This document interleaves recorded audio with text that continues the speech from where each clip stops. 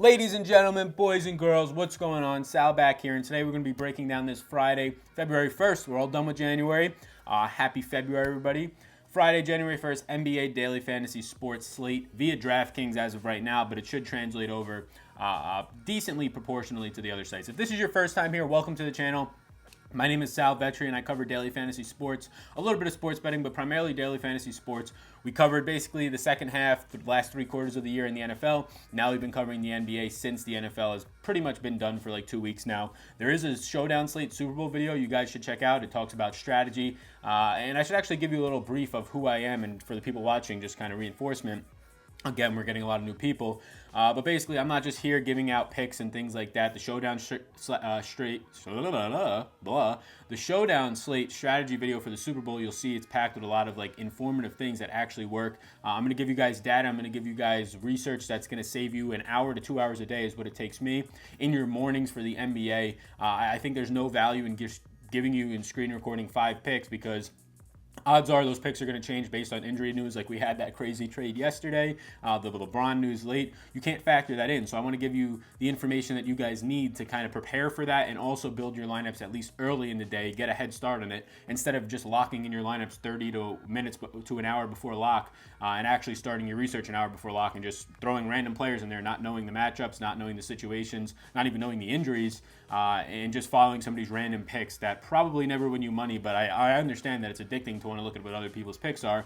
That's the whole theory behind high ownership. People just kind of like following the crowd. They think it's safe. They think other people are smarter than them, and it's not true. So I want to make you smarter. I want to teach you how to fish, as some people in the comments have said. Chris specifically. Shout out number 2 for him.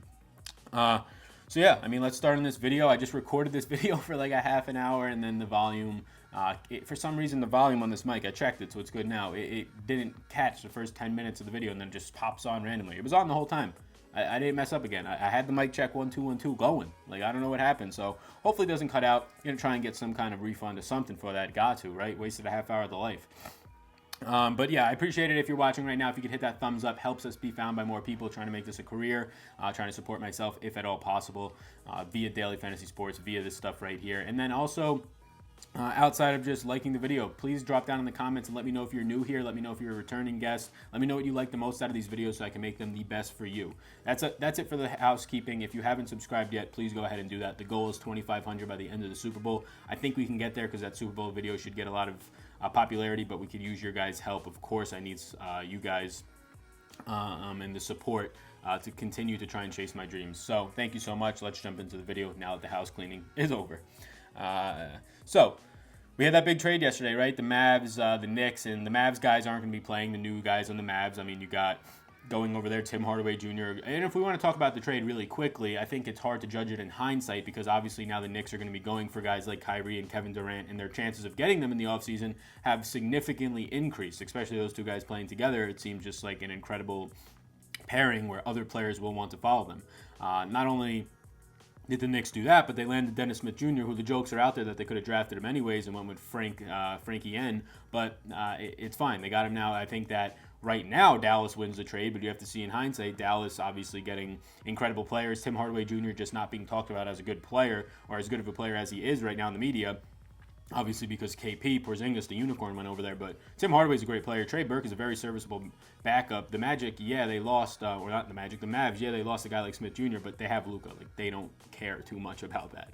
So insane duo out there now with Luka, the foreign guys. You still got Dirk out there, foreign guys rolling around. So it's going to be fun to watch them for sure, especially when KP gets healthy.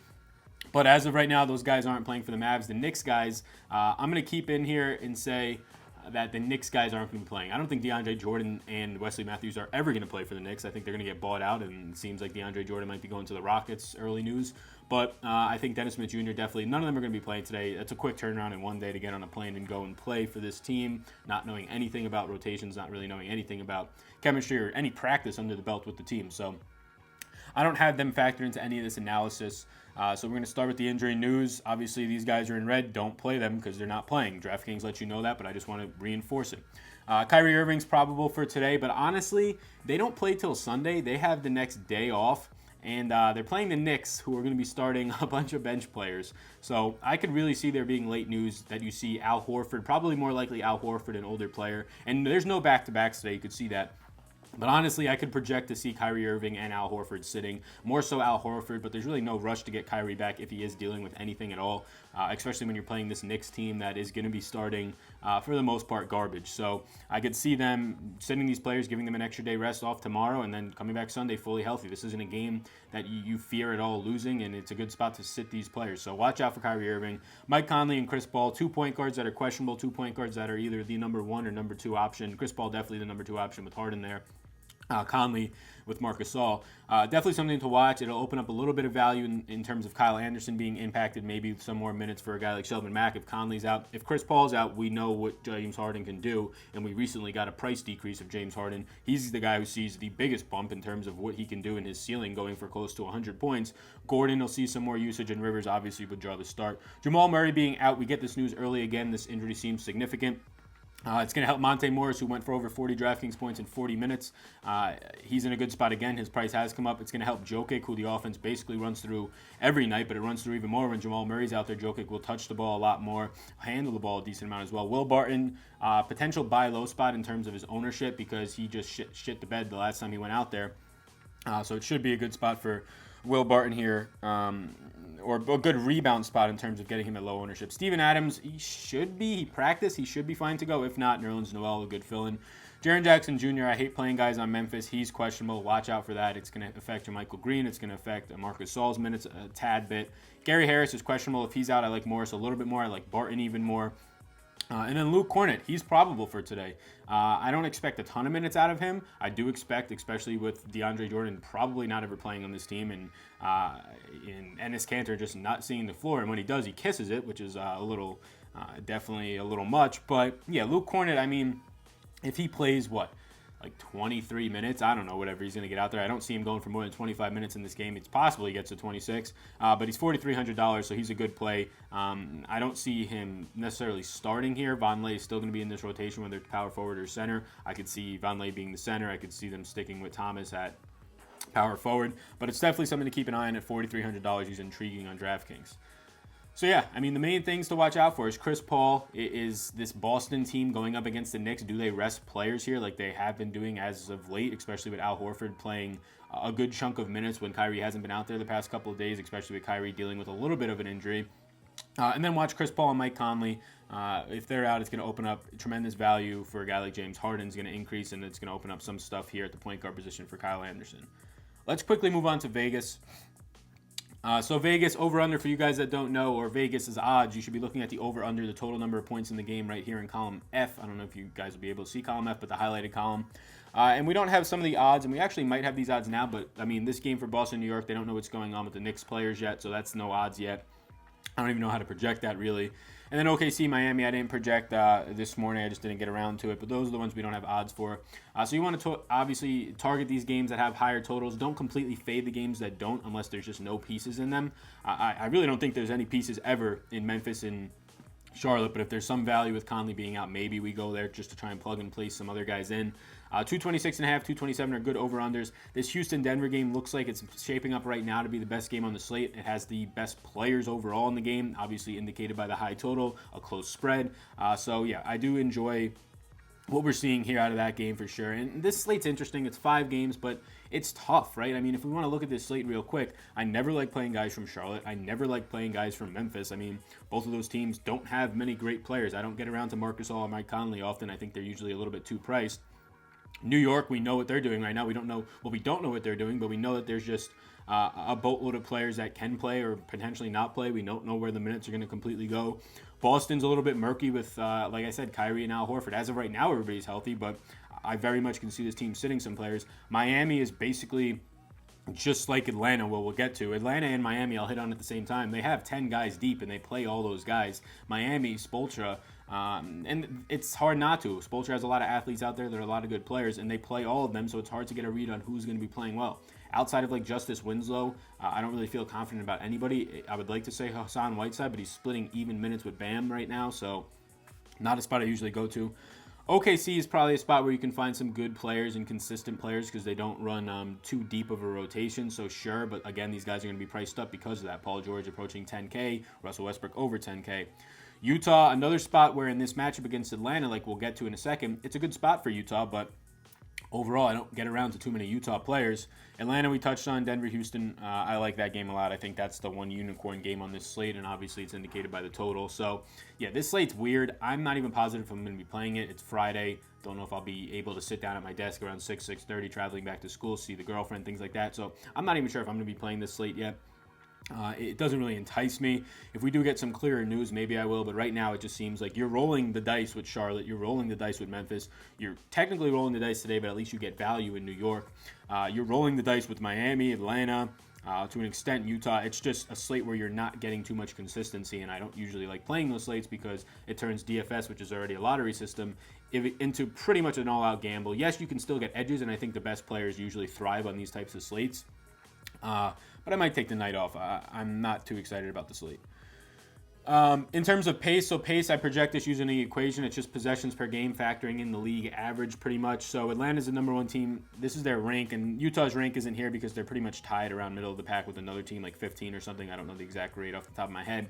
Atlanta's been number one for the majority of the year. They run fast, and they usually have the highest pace-up spots, which leads to higher over-unders because the more pace means more possessions. So you could see here 109.5 in terms of possessions per game. That's per team. So you're going to see around 2.5, 3 possessions more per team. So 7 more in this game, which means more fantasy points for you, whether it's actual scoring, rebounds, assists, players getting to the double-double, triple-double ranges.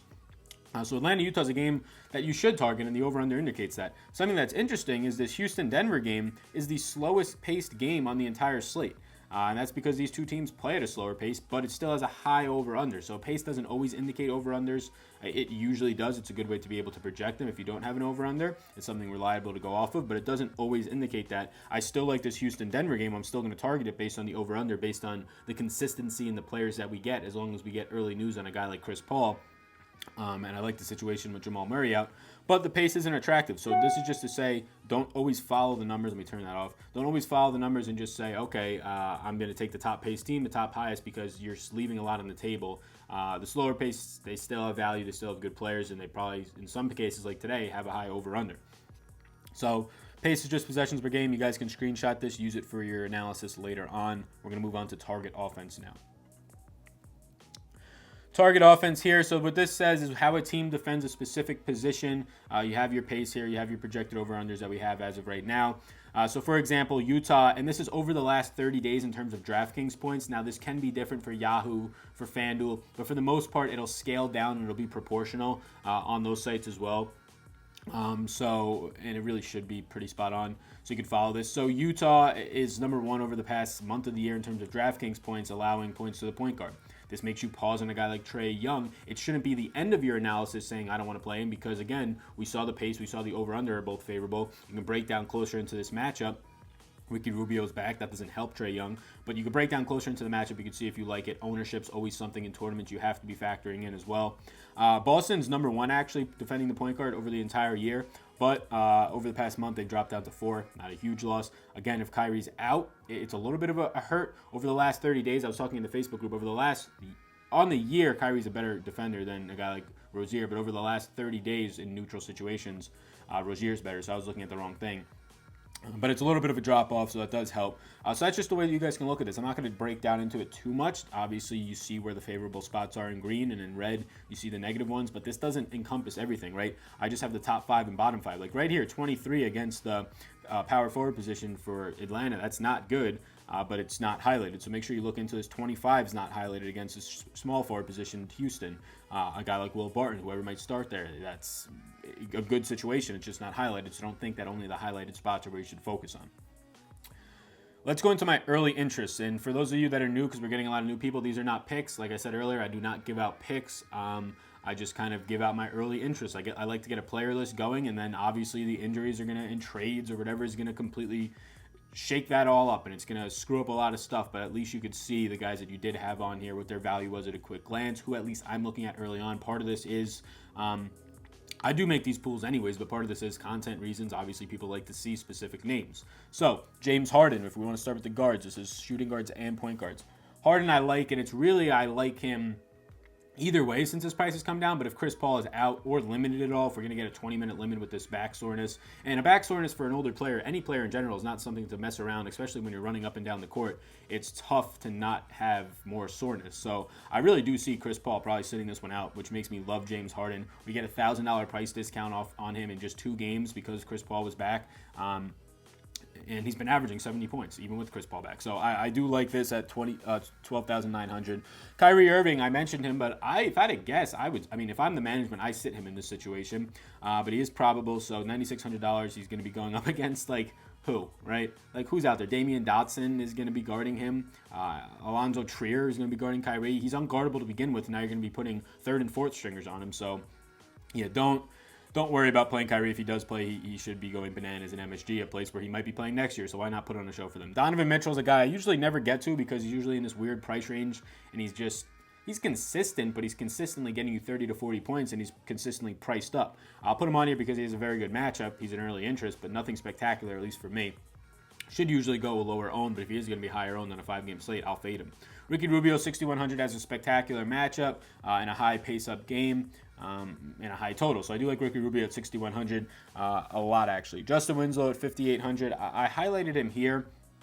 And if he's starting at point guard, he's a much better play, in my opinion. Just more assists, potential for the double-double. That's why I highlighted him. But if Tyler Johnson's going to be back in the starting rotation, came off the bench last game dealing with an injury. If he's back in the starting rotation, it bumps Winslow down a little bit. And like I said, Miami, it seems like you're playing the lottery system if you're trying to pick the right Miami guy. If I had to pick more times than not, it's going to be Winslow based on the amount of minutes and usage that he gets. You can see 21% usage. He starts the games. He gets close to 30 minutes a game.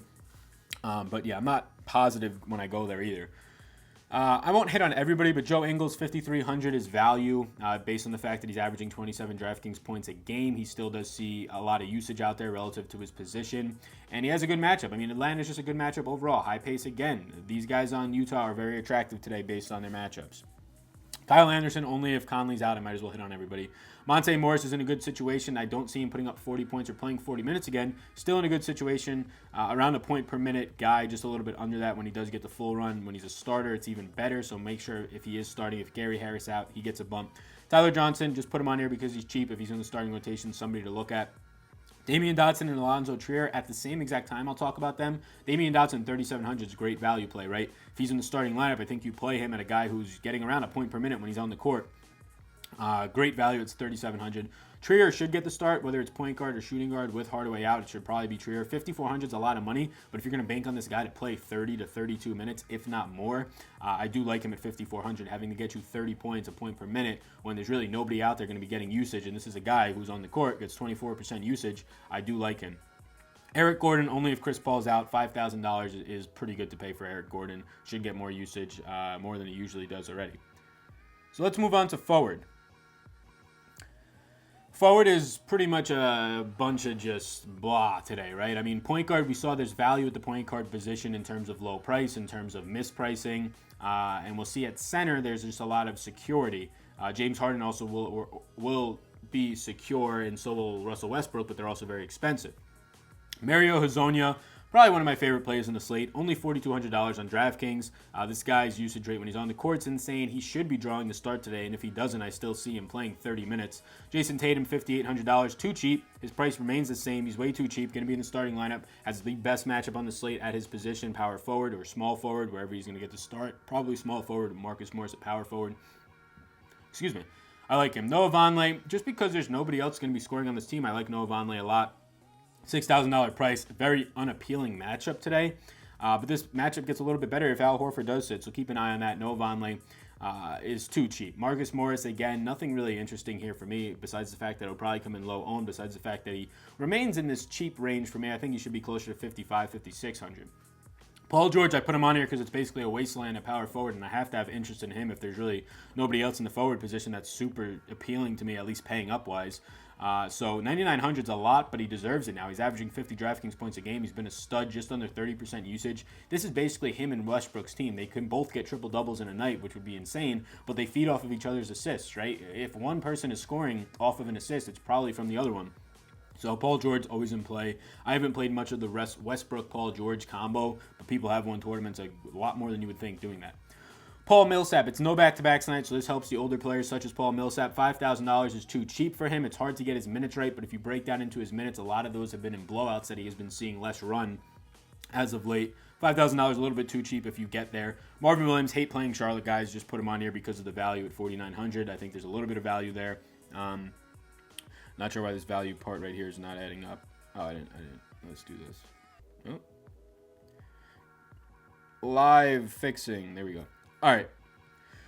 Derek Favors actually like a lot at 5,100. Out of all these guys, I think he'll be one of the lower owned. Obviously, you're going to see Rubio, you're going to see Mitchell get some ownership in these spots. You're going to see Gobert get ownership. Favors, I think, is a sneaky play as well as Joe Ingles, the two guys on this team that'll be lower owned that have similar upside to a guy like Rubio today in terms of their prices. Jeremy Grant, if for some reason Paul George doesn't go off and for some reason Westbrook doesn't go off, Grant's probably seeing his ceiling game based on the fact that he's out there for an average of 32 minutes a game, and that's an average you can see up to 38 in these games. And if his ceiling game is in the mid-40s, low 40s, so if he does see that, it's because those guys aren't doing well. I don't see that happening, but he does have the best matchup on his team and the second best matchup on the slate at the power forward position. Let's move over to center. I do like Hazonia. I do like Tatum a lot as of right now. Those things are probably going to change with injury news. Moving over to center. So Jokic, 10-8. Hard not to like him. 28% usage with Murray on the court. Without that, it bumps up over 30%. Everything goes through him. His upside of getting a triple-double without Murray out there taking assists and some points away and just usage in general is just insanely better. He doesn't have a tough matchup today. It's going to be a good matchup for him against a guy like Fareed, who was on the couch a week or two ago. I like Jokic a lot. I mean, talking about Fareed's still too cheap. I averaged these orange numbers since he's been back, averaging over 40 points a game, averaging over 34 minutes a game. Chris Paul being in or out, it doesn't matter. If he's in, I think it actually helps Fareed a little bit more in terms of getting more assists. Chris Paul's just a filthy passer. Or Fareed getting more points and off of those assists and just being in better situations. 6,900 is too cheap. Going up against Jokic does scare you, but 6,900 is still too cheap. Luke Cornett, we mentioned him earlier. $4,300 is cheap on DraftKings. It's very appealing on DraftKings. Probably not so much FanDuel. $4,300 if he gets you, I don't know. This says 28 minutes that I projected. I'd probably put this closer to like 26. So that drops his points per minute to about a point per minute tonight. If you say that he keeps up his points per game on the year. So yeah, watch that. If he's in the starting lineup, I think he's a must play at $4,300 or close to a lock play. Now, I'm not going to say a must play because he can easily go for 15 points on 10 to 20 minutes off this injury. But keep in mind what he's going to be doing. If Steven Adams gets late scratched again, Noel's in a very good spot. I think he becomes, even with a tough matchup, a guy you have to plug into the lineup and feel good about it.